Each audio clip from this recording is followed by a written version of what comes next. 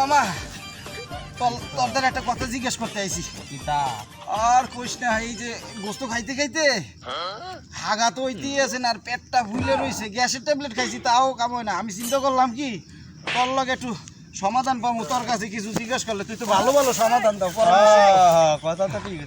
আচ্ছা তোর একটা কথা মনে আছে? কি কথা? এই যে ছোটবেলার কথা। হ্যাঁ এই যে মনে করো যে আগা না হইলে হ্যাঁ এই যে কি কচুর নালি যদি তো মনে আছে?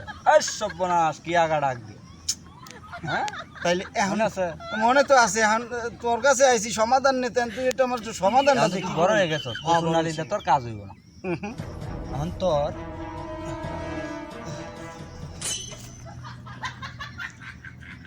এই যে দেখছ সর্বনাশ, সেটা কি? না ভয় পাইস না, ভয় পাইস না।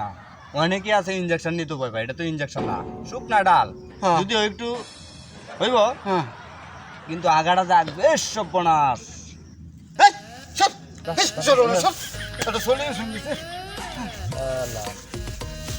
কাইবা হইলো ওই তো টিয়া যা কুরবানি দিয়া গরুর বস্তু কাইবা, আবার আগা হইব না, এটা লাগে ইয়া করবা।